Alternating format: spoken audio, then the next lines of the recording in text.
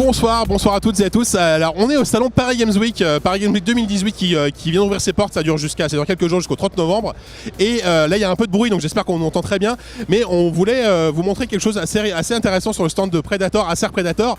Là vous voyez derrière moi il y a Pierre, notre collègue de l'informatique, qui est en train de tester une sorte de machine de torture qui s'appelle le Predator Tronos. Alors c'est comme vous pouvez le voir, c'est un siège gaming qui est un ensemble de PC plus 3 écrans. Donc il y a 3 écrans de 27 pouces. Peut-être on va s'approcher un petit peu. Voilà, il y a 3 écrans 27 pouces, ce sont des X27. Et derrière, il y a une tour tout simplement qui est connectée à ce siège. C'est un Orion 9000, donc c'est le très haut de gamme gamer en termes de PC fixe chez Acer Predator. Et là, en fait, vous voyez, il y a Pierre qui est en train de tester clavier souris en main.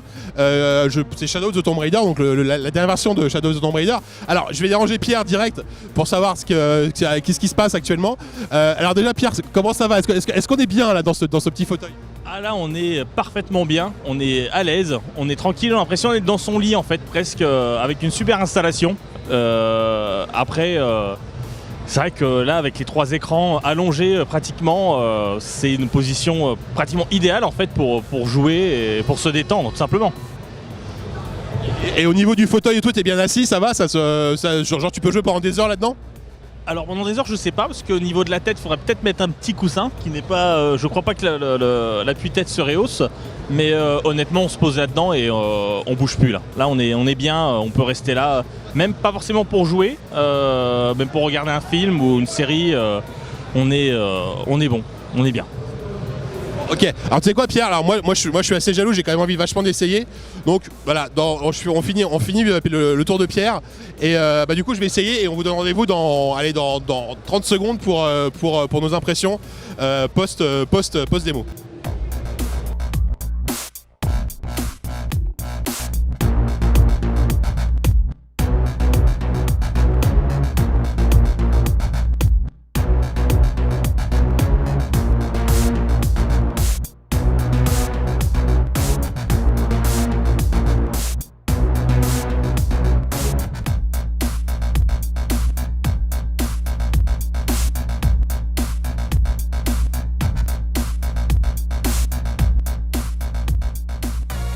Donc Jika, tu as essayé le Tronos pendant quelques minutes sur Shadow of the Tomb Raider. Et donc qu'est-ce que tu en as pensé de ton expérience? Bah écoute, pour moi c'est un peu en tout cas en termes de confort, t'arrives, tu t'installes, il y a le siège qui lève tes pieds, il y a le bon gros à coudoir. C'est un peu le jeu en business class, t'as l'impression d'arriver dans une sorte de classe business du jeu vidéo. Et t'as ces 3 écrans, donc 27 pouces qui sont des écrans 27 pouces QHD, donc voilà. Et derrière il y a un PC quand même Orion 9000, donc c'est le très haut de gamme, ce que j'ai dit tout à l'heure, le très haut de gamme de chez Acer. Il y avait une RTX 2080 Ti, donc je pense qu'il faut au moins ça par rapport à la définition des 3 écrans. Alors en fait c'est assez rigolo, faut avouer, c'est quand même c'est confortable quoi. T'es là tu te sens bien, il ne manque plus que le demi-litre de boisson gazeuse et les chips, c'était bien quoi. Après je pense que c'est plus adapté à certains types de jeux. Je sais pas ce que tu en as pensé toi, je suis pas sûr que Tomb Raider soit le jeu idéal pour profiter de ce genre de produit quoi. En effet, moi je pense que c'est un fauteuil qui s'adaptera plus à des jeux de course par exemple, notamment avec le fait qu'il s'incline selon les besoins des jeux. Après c'est vrai que sur Tomb Raider ça va, ça peut le faire, surtout avec les 3 écrans. Mais personnellement moi je me vois mal faire tout le jeu comme ça. Parce que c'est vrai qu'on est quand même assis d'une manière pas naturelle quand on joue. Mais après, JK peut peut-être avoir un avis différent. Ce qu'il faut expliquer, ce qui est assez bizarre, mais qui est confortable, mais c'est bizarre au début, c'est qu'on a vraiment la tête très inclinée et les écrans au-dessus de nous comme si on était allongé en fait. Et moi je pense aussi, alors les jeux de course évidemment, mais aussi tout ce qui est FPS compétitif, genre tu te fais un Battlefield 5 là-dessus avec tes 3 écrans, je pense que tu dois bien kiffer en termes d'immersion. En plus bon, t'as un bon casque, donc c'est assez cool. Voilà, après, ce qu'ils nous ont dit, c'est ils savent même pas quand ils vont le vendre, s'ils vont le vendre, à quel prix ils vont le vendre. C'est vraiment un produit de démo, enfin en tout cas si tu confirmes toi aussi. C'est ce qu'on disait, c'est le milliardaire ou la milliardaire qui veut se faire un délire et avoir ça dans sa salle de jeu. Voilà, donc ce qui est précisé, c'est que en tout cas s'ils le vendent, ils vendront tout en même temps, donc les écrans, le fauteuil et le PC.